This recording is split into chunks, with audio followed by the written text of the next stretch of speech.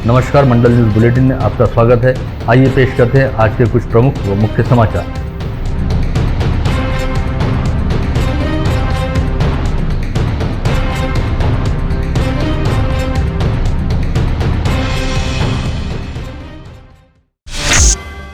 जिले के पूर्व पालक मंत्री तथा विधान परिषद सदस्य प्रवीण पोटे पाटिल द्वारा गत रोज स्थानीय हिंदू स्मशान भूमि संस्था में नई गैस शवदाहिनी स्थापित करने हेतु 30 लाख रुपए की सहायता राशि अपने PR Pote Patil educational and welfare trust की ओर से उपलब्ध कराई गई थी। साथ ही यह राशि ठाणे स्थित यूएरएक्स इंजीनियरिंग नामक कंपनी के खाते में भी ट्रांसफर कर दी गई थी, जिसके चलते बीती रात ही ठाणे स्थित कंपनी से नई गैस शवदाहिनी अमरावती के लिए रवाना भी हो गई, जो कल या परसों में यहाँ पहुंच जाएगी। पूर्व पालक मंत्री प्रवीण पोटे पाटिल द्वारा दिखाई गई इस सदाशयता के लिए हिंदू स्मशान भूमि संस्था के पदाधिकारियों द्वारा श्री गौरक्षण संस्थान में पूर्व पालक मंत्री प्रवीण पोटे पाटिल का सत्कार करने हेतु रविवार की शाम 5 बजे एक कार्यक्रम आयोजित किया गया था। इस कार्यक्रम में पूर्व पालक मंत्री प्रवीण पोटे पाटिल ने कहा कि अमरावती शहर व जिले ने उन्हें कुछ करने लायक व्यक्ति बनाया है और अपने माता पिता से मिले संस्कारों पर चलते हुए आज वे इस शहर के लिए कुछ करने की स्थिति में है। उनके द्वारा दी गई छोटी सी सहायता राशि को स्वीकार करते हुए हिंदू मोक्षधाम ने उन्हें और उनके परिवार व ट्रस्ट को उपकृत किया है। साथ ही उन्होंने यह भी कहा कि मौजूदा संक्रमण काल सहित आगे जब कभी अमरावती शहर व जिले में कहीं भी किसी तरह की मदद की जरूरत होगी तो वे अपनी ओर से हर संभव सहायता प्रदान करने का प्रयास करेंगे। साथ ही ट्रस्ट द्वारा अमरावती शहर व जिले में अन्य कई उपक्रमों को लेकर काम किया जा रहा है, जिसकी जानकारी जल्द ही साझा की जाएगी। हिंदू स्मशान संस्था जो जब से आज करीब काफ़ी सालों से ये काम कर रहे हैं, इसमें हमारे अटल जी साहब है, उनकी पूरी टीम है, उसके अंदर में पूरे काम जो करते हैं हम जो देखते हैं। आज करीब 20-25 बॉडी वहाँ पे आती है और उसके अंदर में लकड़ा अन्य जो चीज़ उसमें लगती है उसकी आज बहुत कमी है। वो देखते हुए हमारा जो मित्र परिवार है, हमारे अनिल बाबू है, हमारे डॉक्टर कडू साहब है, इनके मार्गदर्शन के अंदर में और इनके प्रोत्साहन के अंदर में काफ़ी चीज़ करने का हमको अवसर मिला हुआ है। सबसे बड़ी बात, आज हिंदू संस्थान ने मैं जो आज 30 लाख रुपए का जो 10 वाहिनी जो दे रहा हूँ, ये इन्होंने एक्सेप्ट किया, उसके लिए मैं उनका धन्यवाद व्यक्त करता हूँ। मैंने जो पैसे दिए ये मुझे इसका ये नहीं है कि मैंने जो कर रहा हूँ काम वो काम के लिए इन्होंने एक्सेप्टेंस दिया। काफ़ी लोग आएंगे देंगे भी, ऐसा नहीं है, लेकिन इन्होंने इतना बड़ा काम कर रहे हैं और वो काम में मेरा एक छोटा फूलाची पाकड़ी जैसा हमारे मराठी में बोलते हैं, उन्होंने एक्सेप्टेंस किया, उसके लिए मैं उनका धन्यवाद व्यक्त करता हूँ। और आने वाले समय में यहाँ जो काम कर रहे हैं हिंदू संस्थान में, उनकी पावर, उनकी शक्ति और बढ़ाए भगवान, उनको और अच्छा ज़्यादा से ज़्यादा हज़ारों साल उनका लाइफ बढ़ाए, मैं तो ये बोलूँगा, क्योंकि ये जो काम है करना इतना आसान नहीं है। ये देखने के बाद में चक्कर दिमाग घूमने वाला काम है। जहाँ वहाँ पे जाते 20-20, 25-25 बॉडी वहाँ रहती है, वेटिंग है। हमारे डॉक्टर गोड़ साहब भी हैं साथ में, वो भी बताते हैं कि काफ़ी दिक्कत है। उसमें दिक्कतें में से हिंदू स्मशान संस्था रास्ता निकाल के आगे निकल रही है। मैं ये बोलूँगा कि वह हिंदू स्मशान संस्था ने जो भी आपको काम पड़ता है, जब भी हिंदू स्मशान संस्था का बोलो या गौरक्षण संस्था का बोलो, जब भी काम पड़ता है तो मैं इनके साथ में, जब मेरा जितना भी योगदान है मेरी तरफ से, मैं देने की कोशिश करूँगा।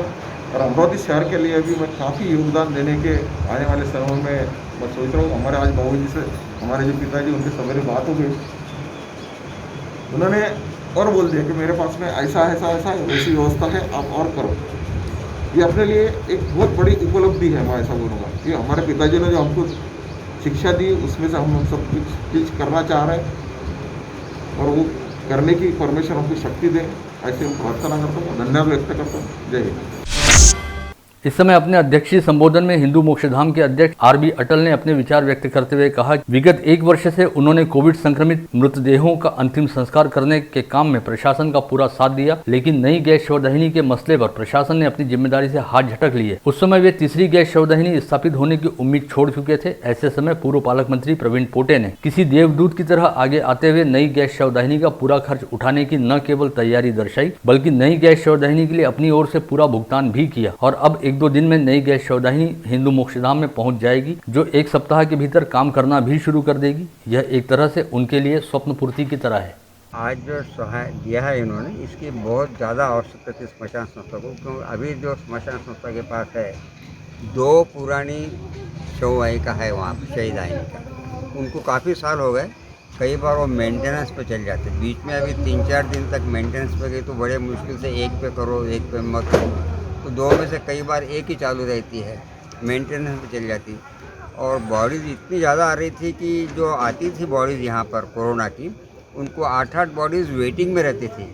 अब पहले बॉडी को करीबन 1.5 घंटा, दूसरे बॉडी को 1.5 घंटा, इसके प्रोसेस इस हिसाब से अगर करते हैं तो एक मशीन पे तो संभव ही नहीं था, क्योंकि कॉरपोरेशन के पास बहुत फंड रहते हैं, ऐसा हमको पता चला। तो हमने बोला मशीन के फंड्स कॉरपोरेशन से लेंगे।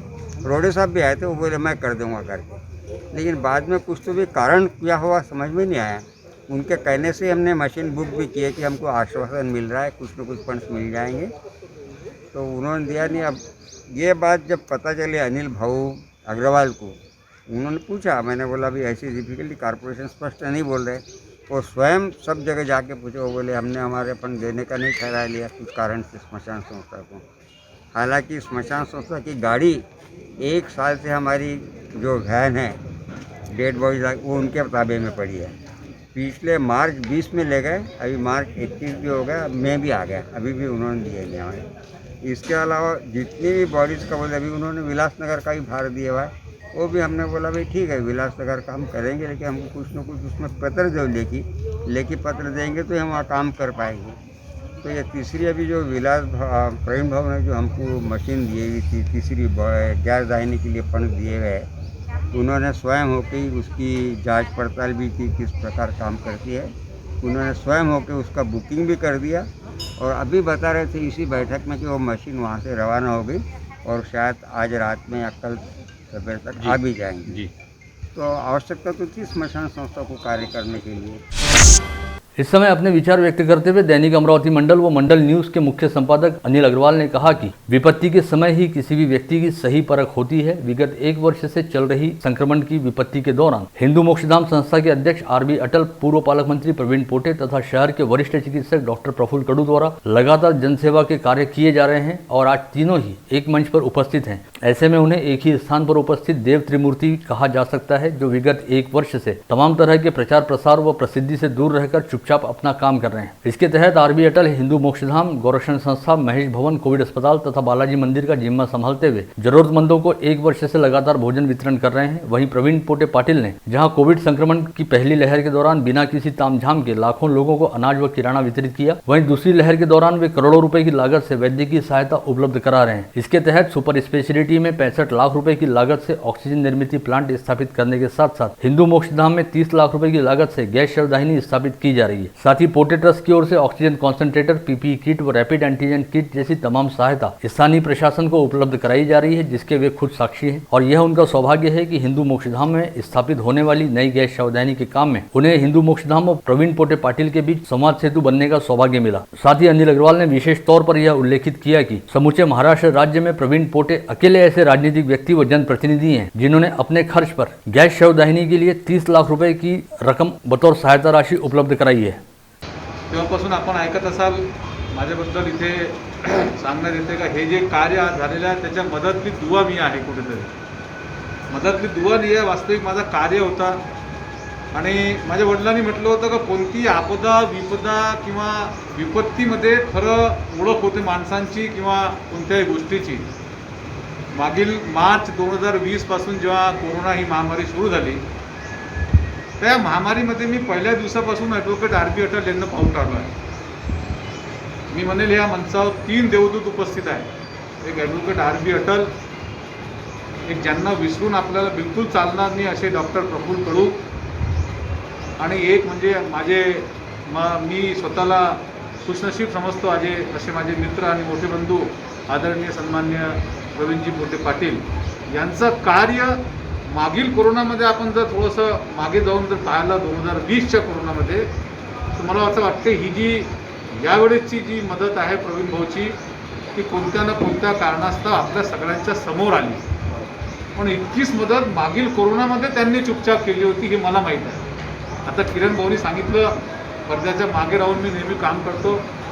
माझ्या ओवतीभोवती किंवा मी ज्यांच्या लोकांच्या ओवतीभोवती आहे ते सगळेच लोक मला असं वाटतं असे आहे जे पडद्याच्या मागे राहून काम करतात। मागील कोरोनामध्ये, मागील लॉकडाऊनमध्ये लाखो लोकांना, मी मोठ्या जबाबदारीनं म्हणतो, हजारो लोकांना नाही, आणि फक्त भाषणात म्हणतो असं म्हणत नाही. लाखो लोकांना किराणा वाटपाचा काम प्रवीण भाऊंच्या ट्रस्टच्या माध्यमानं मागील कोरोनामध्ये झाला होता. मला असं वाटतं त्याचं मूल्य पण कोट्यवधी रुपयामध्ये असेल. आणि आश्चर्य तर तेव्हा झाला जेव्हा अमरावतीच्या तहसीलदारांना यांनी आपल्या ट्रस्टमधनं किराणाची मदत केली आणि मग तहसीलदारांनी तहसील ऑफिसमधनं ती किराणाची मदत लोकांना वाटप केली. आणि त्याच्यात कोणत्याही समाजाला न पाहता कोण हिंदू आहे बिलकुल नाही. जरी ते भारतीय जनता पार्टीचे नेते असेल तरी त्यांनी पाहिलं नाही कोण हिंदू आहे, कोण मुस्लिम आहे किंवा कोण इतर जातीचा आहे. सगळ्यांना मोकळ्या मनानं त्यांनी मदत केली. ते मी पाहिलं होतं जेव्हा ह्या पेंडेमिकमध्ये त्यांनी पाहिलं का लॉकडाऊन लावताना ह्या शासनाने थोडंसं नियोजन व्यवस्थित केलं आणि ह्या लॉकडाऊनमध्ये इतकी किराणाची किंवा इतकी गरीब लोकांना मदत नाही भासली. म्हणून त्यांनी पाहिलं की ह्या लॉकडाऊनमध्ये किंवा ह्या दुसऱ्या कोरोनामध्ये वैद्यकीय मदतची खूप आवश्यकता आहे. ऑक्सिजन म्हणा, PPE किट म्हणतात ते म्हणा, त्याच्याशिवाय असं डॉक्टर साहेबांनी सांगितलं PPE किटसाठी त्यांनी मदत केली, ऑक्सिजन सिलेंडर म्हणा, औषधं म्हणा. आता त्याच्यानंतर जेव्हा आम्ही पाहिलं मागील 1 महिन्यापासून महानगरपालिका प्रशासनाने हिंदू स्मशान संस्थेला तिसऱ्या गॅस शवदाहिनीसाठी 50 लाख रुपये देऊ केले होते, घोषणा केली होती. पण ऐन वेळेवर त्यांनी जेव्हा 12 लाख रुपये हिंदू स्मशान संस्थेतर्फे मशीनच्या बुकिंगसाठी गेले तेव्हा महापालिकेने आपले हात वरत केले की आम्हाला तिथे शववाहिनी देता येणार नाही, कारण का त्याचं प्रदूषण जास्त होतं. अहो शव जाळायचे नाही तर मग ते करायचं काय. मी शेवटी आयुक्तांशी भांडलो फोनवर, महापौरांशी भांडलो. नंतर तुम्ही म्हटलं का शव जाळले तर प्रदूषण होते, तर मग शवांचं करायचं काय. शव कुठे घेऊन जायचे, कुठे जाळायचे. जिथे जाळा तिथे उलट प्रदूषण होईल. आणि म्हटलं हे प्रदूषण नाही आहे, उलट 120 फूट उंच चिमणीमध्ये जाऊन ते धूर आसमानमध्ये जगात मिक्स होते, इथे कुठे प्रदूषण आहे. पण त्यांनी समजलं नाही. मला माहीत नाही कुठे राजकारण मुरलं, मला माहीत नाही कुठे पाणी मुरलं. पण ह्या सगळ्या गोष्टीमुळे हिंदू स्मशान संस्थेचे अध्यक्ष ॲडव्होकेट RB अटल डिस्टर्ब झाले. 8 दिवस अगोदर जेव्हा अटल साहेबांशी माझं फोनवर बोलणं होतं चालू होतं, माझे त्यांचे संबंध फार जास्त जुने नाही आहे, जवळपास 20 वर्षाचे आहे. 20 वर्षात त्यांना पहिल्यांदा मी रागात पाहिलं. त्यांनी रागाच्या भरात मला महापालिकेवर नाराजगी व्यक्त केली आणि त्यांनी सांगितलं करना कैसे अनिल बाबू, वहाँ पे तीसरी गैस शवदाहिनी नहीं लगेगी तो इतने जो शव भेजे जा रहे हैं 30-30, 40-40, उनको जलाना कहाँ, उनको अंतिम संस्कार करना कहाँ. उनके लिए ओटे कम पड़ रहे हैं, उनको जलाने के लिए गैस शववाहिनी कम पड़ रही. इसका मलाही त्या दिवशी थोडीशी रात्री झोप नाही आली. मी प्रवीण भाऊंशी बोललो दुसऱ्या दिवशी आणि म्हटलं प्रवीण भाऊंच्या कानावर आपण टाकून पाहू. त्यांनी 65 लाखाचा ऑक्सिजन प्लांट दिलं आणि त्यांच्या मनात कुठेतरी आणखीन प्लॅनिंग होती की आपण काय आणखीन करू शकतो. त्यांना जेव्हा मी म्हटलं तर आता म्हणजे थोडंसं मी गावरानी शब्दात म्हणतो, मुर्द्यांसाठी पैसे देणे, शवांसाठी पैसे देणे. मला असं वाटते पूर्ण महाराष्ट्रात एकमेव नेता असेल ज्यांनी शवदाहिनीसाठी 30 लाख रुपये दिले. नाही तर मित्र कोणताही नेता, मी भरपूर नेते पाहिले आहेत. नेता आता मी नाव घेणार नाही, 100 जेवणाचे पाकिट वाटल्यानंतर हजारो फोटो काढणारे नेते आपल्या अमरावतीमध्ये उपस्थित आहेत. मागील 8 दिवसातच आपण पाहिले असेल, आपण पेपरामध्ये वाचलं असेल, 100 जेवणाचे पाकिट त्यांनी वाटले. अशा लोकांनी हजारो फोटो पेपरमध्ये छापून आणले. तेव्हा प्रवीण भाऊला म्हटलं मी इथे एक छोटासा कार्यक्रम घेऊ इच्छितात ॲडव्होकेट अटल साहेब. त्यांनी सांगितलं मीडिया तिथे आली नाही पाहिजे, कारण मी तिथे येणार. म्हणून आपण मीडियाला कोणालाही सांगितलं नाही. तर 30 लाख रुपयाची शवदाहिनी आपण समजा कुठल्या नेत्याने विषयी दिली असती तर किती मोठा गाजावाजा त्याचा केला असता हे आपल्यालाही माहिती आहे. आणि मित्र त्यांची पुढची जी प्लॅनिंग आहे का त्यांच्याही फंडातून, त्यांच्या राजकीय फंडातून, आमदारकीच्या फंडातून त्यांना आणखी काय करता येईल ते त्यांची एकंदरीत प्लॅनिंग आहे, ते सांगतीलच. इस समय शहर के वरिष्ठ स्वास्थ्य विशेषज्ञ डॉक्टर प्रफुल्ल कड़ू ने अपने विचार व्यक्त करते हुए कहा कि एक राजनेता होने से इतर प्रवीण पोटे पाटिल एक बेहद संवेदनशील व्यक्ति हैं और हमेशा ही अपनी सामाजिक जिम्मेदारियों को लेकर बेहद सजग रहते हैं. उनके द्वारा किए जाने वाले कार्य बेहद प्रेरक व अनुकरणीय होते हैं और इस बार भी उन्होंने समाज सेवा की एक मिसाल पेश की है. आणि याच्यानंतर स्वतःची मोठेपणा नाही, पण मी त्यांच्याशी बोललो याच्यासाठी मी येथे खूप पाहिले आहे. पण समाजातून आणि सामाजिक भान घेऊन त्याच्यावर रिॲक्ट करायला पाहिजे, प्रॅक्टिकल रिॲक्ट करायला पाहिजे. हे फक्त त्यांच्याकडनं शिकायला पाहिजे. एवढंच नाही त्यांनी माझ्याकडे 1 लाख रुपये आणून टाकून दिले. नंतर 2 लाख रुपये आणले होते. म्हणजे कशात नाही एवढे 2 लाखाचा किट आम्ही रॅपिड अँटीजेन टेस्ट करायची महानगरपालिकेला कमी पडत होत्या आम्ही दिल्या. 1 लाख रुपये जे माझ्याकडे पडले आहेत त्याच्यापैकी काही पैसे मी फक्त पेशंट लोकांसाठी खर्च केले, काही माझ्यातर्फे मी करतो. सांगायला 50-50 करू आपण, तेवढं तुम्ही किती पाठवू मिळून नाही, ज्याला जरूरत आहे त्यालाच आपण देऊ. तेव्हा सगळ्या गरीब लोकांची सेवा करणे अविरत जोपर्यंत मी जिवंत आहे तोपर्यंत. इस समय प्रमुख अतिथि के तौर पर उपस्थित भाजपा शहराध्यक्ष किरण पातुरकर तथा ग्रामीण जिलाध्यक्षा निवेदिता चौधरी ने भी अपने समयोचित विचार व्यक्त किए। इस आयोजन के संचालन का जिम्मा हिंदू मोक्षधाम के ट्रस्टी पंडित देवदत्त शर्मा जी ने संभाला। प्रवीण भाऊचं एक गोष्ट चांगली आहे, प्रवीण भाऊ स्वतः प्रत्यक्ष जातील नाही जातील, पण जो चांगलं काम करतोय त्याच्या पाठीशी उभे राहतो आणि ताकदीने उभे राहतो. आणि मी कोणीतरी म्हटलं नेता नेता तर तुम्ही फारच कमी नेते, आम्ही तर नेते बघतो सातत्याने, आमचं कामच आहे नेते बघणं. तर अनेक नेते, अनेक आमदार, अनेक खासदार बघितल्या, घडवल्या, पाहिल्या, राहिलो आहे, परंतु ताकदीने पैसा लावणे आणि त्याच्यासाठी लागणारं जे हृदय लागते ते मात्र प्रवीण भाऊ दे. पैसे किती खर्च करा, चांगलं काम करताय का मला सांगा, मी येतो तुमच्यासोबत, हे म्हणणारा आणि ते नुसतं म्हणत नाही करतात असे प्रवीण भाऊ आहे. आणि आपण आता अनुभव घेतला, कोणी काही पण म्हणू, मला अनेक प्रसंग माहीत आहेत, अनेक ठिकाणी दिलेल्या रकमा माहीत आहेत, राजकीय कामासाठी पार्टीने त्यांना दिलेल्या जबाबदाऱ्या त्याही मला माहीत आहे, त्या सगळ्या इथे सांगण्यासारख्या नाही. परंतु प्रवीण भाऊ या सगळ्या कामात अग्रेसर असतात. आज प्रवीण भाऊनी खरोखर अतिशय चांगले 2 कामं केले. एक 65 लाख रुपये ऑक्सिजन प्लांटसाठी सुपर स्पेशालिटीमध्ये उभं करतात आहे स्वतः, आणि ते माहिती आहे का CSR फंडातले नाही, प्रवीण भाऊनी स्वतःच्या खिशातले स्वतःच्या कमाईचे पैसे खर्च केले. आज मला वाटते 30 लाख रुपयाचा चेक आपल्या हिंदू स्मशानभूमीमध्ये 3ऱ्या दायिनीसाठी देऊन राहिले. आणि प्रवीण भाऊंनी ही जी शववाहिनी देण्याकरता पाऊल उचललं ते खरोखर आवश्यक आहे. कारण मला छोटासा प्रसंग आठवला सकाळी त्यांचा फोन आल्यानंतर, कारण आमचे अतिशय जुने कार्यकर्ते रमेशदादा पवार ज्या दिवशी वारले त्या दिवशी जी या स्मशानभूमीतली अवस्था होती, म्हणजे ती बडेरा असो की अमरावती असो, आणि एवढ्या ग्रामीण भागातले साधारणतः कोरोना झाल्यानंतर पेशंट शिफ्ट होत नाही, ते इथेच हे केले जातात, आणि त्याची जी अवस्था आहे, त्याचे जे अहवाल आपल्या कानावर येतात, अशा याच्यात या शववाहिकेची अतिशय आवश्यकता होती. आपण हिंदू स्मशानभूमीला ही जी शववाहिका दिली त्याबद्दल प्रवीण भाऊंचे आभार.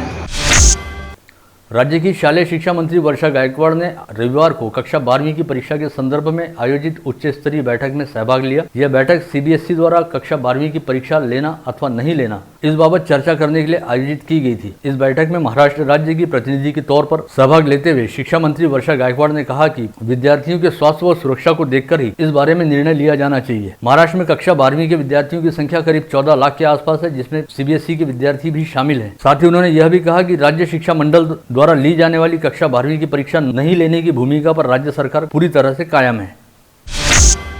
कोविड संक्रमण की दूसरी लहर के दौरान कोविड मुक्त हुए कुछ मरीजों को म्यूकरमाइकोसिस नामक बीमारी का सामना करना पड़ रहा है। पिछले 2-3 महीनों से अमरावती शहर में म्यूकरमाइकोसिस के 101 मरीज पाए गए हैं। वहीं इस बीमारी से मरने वाले मरीजों की संख्या के बारे में संभ्रम कायम है। इरविन अस्पताल में म्यूकरमाइकोसिस से पीड़ित मरीजों के लिए एक वार्ड तैयार किया गया है, जहां पर 20 बेड हैं और इस समय यहां 10 मरीजों पर इलाज जारी है। वहीं अन्य मरीजों का इलाज शहर के निजी अस्पतालों में चल रहा है।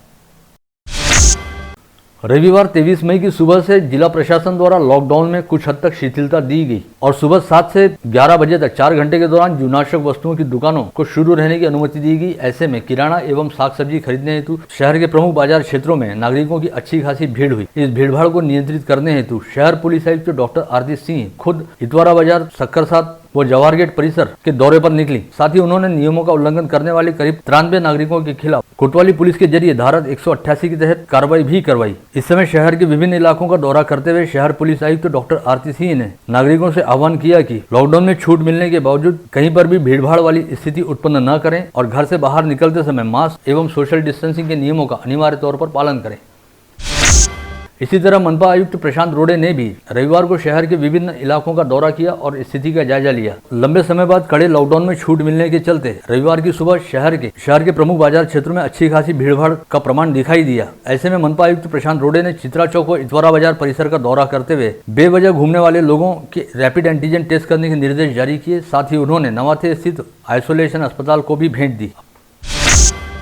अमरावती शहर में कोविड संक्रमण की तीसरी लहर को समय रहते रोकने और चिकित्सा व्यवस्थाओं को चुस्त दुरुस्त करने के संदर्भ में विधायक सुलभा खोड़के ने जिला प्रशासन के साथ समन्वय रखते हुए पूर्व तैयारी का जायजा लिया और शहर में स्थित जिला स्तरीय अस्पताल यानी डिफरेंस अस्पताल की निर्माणाधीन नई इमारत में अस्थायी रूप से 300 बेड का कोविड अस्पताल शुरू करने को लेकर उन्होंने इस अस्पताल परिसर का मुआयना भी किया। साथ ही विधायक सुलभा खोड़के ने इस संदर्भ में जिलाधीश शैलेश नवाल से चर्चा करते हुए यहाँ पर आवश्यक ऑक्सीजन बेड एवं ऑक्सीजन की आपूर्ति को सुनिश्चित करने के बारे में भी बातचीत की। रविवार की सुबह अकोला स्थित स्वास्थ्य उप संचालक कार्यालय के विभागीय लसीकरण भंडार के अधिकारी औरंगाबाद से 63,650 कोविशील्ड वैक्सीन का स्टॉक लेकर अकोला वापस पहुंचे, जिसमें से रविवार की दोपहर तक अमरावती जिले को 17,500 कोविशील्ड वैक्सीन का स्टॉक उपलब्ध कराया गया। वैक्सीन की इस स्टॉक के जरिए अब सोमवार से अमरावती शहर से जिले के विभिन्न टीकाकरण केंद्रों में 45 वर्ष से अधिक आयु वाले लाभार्थियों को कोविड प्रतिबंधात्मक वैक्सीन का टीका लगाया जाना शुरू किया जाएगा। इसके अलावा इस स्टॉक से यवतमाल जिले को 11,900, वाशिम जिले को 11,000, अकोला जिले को 11,200, बुल्ढाना जिले को 12,500 कोविशील्ड वैक्सीन का स्टॉक दिया गया है। कोविशील्ड वैक्सीन की नई खेप मिलने के साथ ही अमरावती मनपा प्रशासन द्वारा शहर के 14 टीकाकरण केंद्रों पर 45 वर्ष से अधिक आयु वाले नागरिकों के लसीकरण हेतु आवश्यक नियोजन किया गया है। इसके तहत 70% ऑनलाइन एवं 30% टोकन पद्धति से पंजीयन किया जाएगा और ऑनलाइन पंजीयन की प्रक्रिया सुबह 7 बजे से शुरू होगी, वहीं सुबह 8:30 बजे से टोकन वितरित किए जाएंगे। इसके अलावा दशहरा मैदान के आइसोलेशन दवाखाने में स्थित टीकाकरण केंद्र पर दिव्यांग व्यक्तियों एवं 70 वर्ष से अधिक आयु वाले नागरिकों के लिए वैक्सीन के 100 डोज आरक्षित रखे जाएंगे। साथ ही जिन लोगों को पहला डोज लेकर 84 दिन पूर्ण हो चुके हैं, केवल उन्हें ही दूसरा डोज लगाया जाएगा। जिले की सांसद नवनीत राणा को सांसद निर्वाचित हुए आज रविवार को 2 वर्ष पूर्ण हो गए। उनकी इस द्विवर्ष पूर्ति पर उन्हें अनेकों नागरिकों द्वारा शुभकामनाएं दी गई हैं। अपनी जीत एवं कार्यकाल को अमरावती की जनता जनार्दन के प्रति समर्पित करते हुए सांसद नवनीत राणा ने शुभकामनाएं देने वाले विभिन्न पार्टी एवं संगठनों के नेताओं, पदाधिकारियों, कार्यकर्ताओं के प्रति आभार ज्ञापित किया है। शहर के सबसे बड़े मार्केट सिटीलैंड, डिजीलैंड, ड्रीम्सलैंड के पदाधिकारियों द्वारा जिला पालक मंत्री यशोमती ठाकुर के निवास स्थान पर जाकर उनसे भेंट की गई और उनसे लॉकडाउन में छूट मिलने की मांग करते हुए व्हाट्सएप व मोबाइल फोन पर ऑनलाइन ऑर्डर लेकर माल डिस्पैच करने की अनुमति देने की मांग की गई। इस समय ड्रीम्सलैंड एसोसिएशन के अध्यक्ष किशन कोटवानी, डिजीलैंड व्यापारी संगठन के अध्यक्ष विजय भुतड़ा व सिटीलैंड के पूर्व अध्यक्ष मुकेश हरवानी आदि उपस्थित थे। विगत अनेक दिनों से अमरावती शहर से जिले में कोविड संक्रमितों की संख्या में जबरदस्त उछाल जारी था और अब धीरे धीरे रोजाना पाए जाने वाले संक्रमितों की संख्या में कमी आती देखी जा रही है। रविवार को अमरावती जिले में 637 लोगों की कोविड टेस्ट रिपोर्ट पॉजिटिव आई। इसके साथ ही कुल संक्रमितों की संख्या बढ़कर 88,480 पर जा पहुंची। वहीं 24 घंटे के दौरान कुल 16 संक्रमितों की मौत हुई, जिनमें 15 स्थानीय मरीजों सहित बाहरी जिले के एक मरीज का समावेश। अमरावती जिले में कोविड मृतकों की संख्या बढ़कर अब 1,373 हो चुकी है। वहीं बाहरी जिले के 168 मृतकों को जोड़कर यह आंकड़ा 1,541 पर जा पहुंचा है। स्थानीय मृतकों में मनपा क्षेत्र के 1 एवं ग्रामीण क्षेत्र के 14 मरीजों का समावेश रहा। वहीं बीते 24 घंटे के दौरान जिले के कोविड अस्पतालों से 1,144 मरीजों को कोविड मुक्त हो जाने के चलते डिस्चार्ज दिया गया। जिले में अब तक कुल 78,541 मरीज कोविड मुक्त हो चुके हैं। साथ ही इस समय एक्टिव पॉजिटिव मरीजों की संख्या 8,566 है, जिनमें मनपा क्षेत्र के 1,815 व ग्रामीण क्षेत्र के 6,751 लोगों का समावेश है, जिनमें से 1,818 मरीजों को कोविड अस्पतालों में भर्ती रखा गया है। वहीं मनपा क्षेत्र में 1,289 व ग्रामीण क्षेत्र में 5,459 मरीजों को होम आइसोलेशन में रखा गया है। रविवार को दक्षिण जोन बडनेरा क्षेत्र में मनपा की टीम ने बडनेरा रोड के सावता मैदान परिसर में मोबाइल वैन खड़ी कर सड़कों पर बेवजह घूमने वाले लोगों को पकड़ना शुरू किया और इस दौरान करीब 100 नागरिकों की RT-PCR टेस्ट की गई। इसके साथ ही जोन क्रमांक 5 भाजी बाजार में भी सड़कों पर बेवजह व बिना मास्क पहने घूमने वाले करीब 87 नागरिकों की RT-PCR जाँच की गई। गत रोज भारतीय जनता पार्टी की ग्रामीण जिलाध्यक्ष निवेदिता चौधरी द्वारा रेमडेसिविर इंजेक्शन की कालाबाजारी को लेकर जिला शल्य चिकित्सक डॉक्टर श्याम सुंदर निकम पर बेहद गंभीर किस्म के आरोप लगाए गए थे। इसका निषेध करते हुए सुपर स्पेशलिटी अस्पताल एवं इरविन अस्पताल के डॉक्टरों व स्वास्थ्य कर्मियों द्वारा यहां बुलाई गई पत्रकार परिषद में भाजपा की ग्रामीण जिलाध्यक्षा निवेदिता चौधरी द्वारा लगाए गए सभी आरोपों को बेबुनियाद बताया गया। साथ ही कहा गया कि इस तरह के आरोप लगाकर सरकारी स्वास्थ्य महकमे को बदनाम करने का प्रयास किया जा रहा है और आम लोगों में गलत संदेश पहुंचाया जा रहा है। साथ ही इस पत्रकार परिषद में यह भी मांग की गई कि निवेदिता चौधरी द्वारा सीएस डॉक्टर निकम पर लगाए गए आरोपों को साबित किया जाए, अन्यथा वे अपने द्वारा लगाए गए आरोपों को लेकर सार्वजनिक माफी मांगे। यदि ऐसा नहीं होता है तो सभी सरकारी डॉक्टर एवं स्वास्थ्य कर्मचारी काम बंद आंदोलन पर चले जाएंगे। निवेदिता चौधरी दिगडे यांनी जो आदरणीय जिल्हा शल्य चिकित्सक डॉक्टर श्यामसुंदर निकम यांच्यावर जो भ्रष्टाचार आरोप केला आहे, एक 100 कोटीचा आरोप केलेला आहे आणि एक रेमडेसिवीरचा आरोप केलेला आहे। माझं निवेदिता चौधरी यांना आव्हान आहे, आपण एक तरी पुरावा दाखवा, विना पुरावे दाखवून बदनामी करणं थांबवा, कारण ह्यामुळे तिच्या सर्वच आमच्या कोविड योद्धांच्या, डॉक्टरांच्या, नर्सच्या, सिस्टरांच्या, सफाई कामगारांच्या सर्वांचा अपमान झालेला आहे आणि आता स्वाभिमानाला ठेच पोचलेली आहे।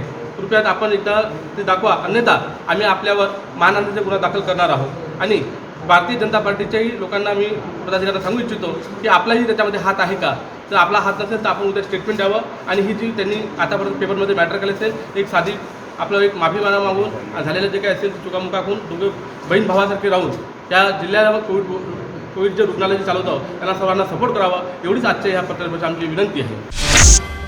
शहर के शेगांव नाका स्थित अभियंता भवन में डॉक्टर चौधरी अस्पताल की ओर से निजी कोविड अस्पताल शुरू किया गया है। यहाँ पर 50 बेड की सुविधा उपलब्ध कराई गई है, जिनमें 15 बेड आईसीयू एवं 30 बेड ऑक्सीजन सुविधा युक्त हैं। यह जानकारी अस्पताल के संचालक डॉक्टर सोमेश चौधरी द्वारा दी गई है। इस अस्पताल में डॉक्टर सोमेश चौधरी सहित कार्डियोलॉजिस्ट डॉक्टर अक्षय ढोरे, डॉक्टर राहुल भेलकर व डॉक्टर शिरीष माहुरे मरीजों को बेहतरीन सेवा देने का काम करेंगे।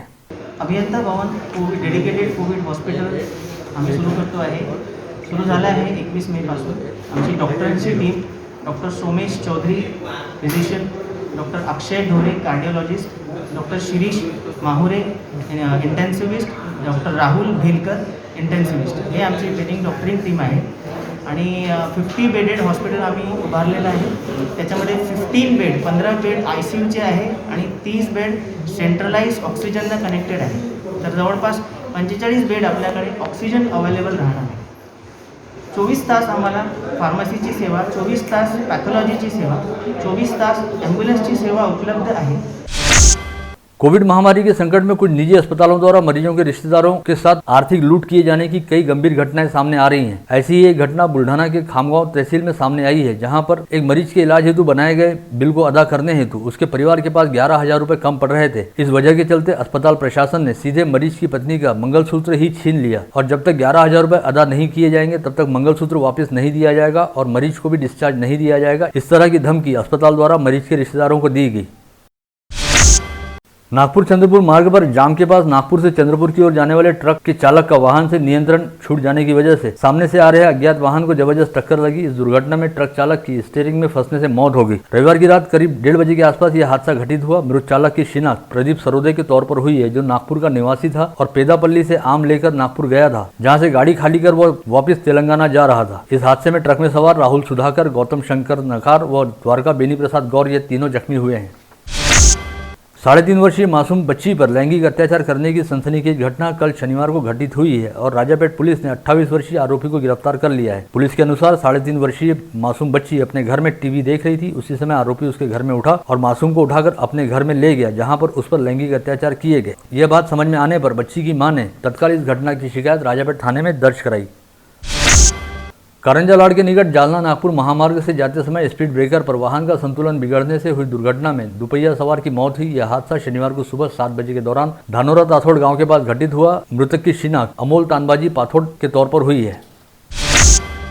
यहाँ के सुपर कोविड अस्पताल में इलाज करा रही एक महिला के गले से 7 ग्राम सोने का मंगलसूत्र उड़ा ले जाने की शिकायत मृतक महिला के बेटे ने गाड़गनगर पुलिस थाने में दर्ज कराई है। इस महिला की विगत 20 मई को सुपर कोविड अस्पताल में मौत हुई थी। अंजनगौबारी निवासी शिव कुमार हजारे नामक युवक ने आरोप लगाया है कि अस्पताल में भर्ती कराए जाते समय उसकी मां के गले में 7 ग्राम सोने का मंगलसूत्र था, किंतु मृत्यु के बाद यह मंगलसूत्र वापस नहीं मिला।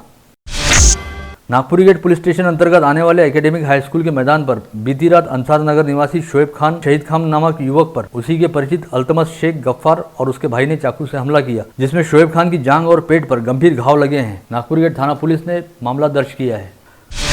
गाड़गेनगर पुलिस स्टेशन अंतर्गत आने वाले पैराडाइज कॉलोनी परिसर में कल पुराने विवाद के चलते दो परिवारों ने एक दूसरे पर चाकू से जबरदस्त हमला किया। इस बारे में मोहम्मद सोहेल द्वारा दर्ज कराई गई शिकायत में कहा गया है कि पुराने विवाद के चलते जमील कॉलोनी निवासी सैयद काशिफ सैयद एजाजुद्दीन और उसके 6 से 7 साथियों ने उसे और उसके भाई पर चाकू से हमला किया। वहीं सैयद काशिफ का कहना है कि मोहम्मद सोहेल व उसके साथी मोहम्मद दानिश व अन्य 4 से 5 लोगों ने उस पर लोहे की रॉड से हमला कर उसे घायल किया। पुलिस ने दोनों गुटों के खिलाफ मामला दर्ज करते हुए कुल 3 आरोपियों को गिरफ्तार किया है।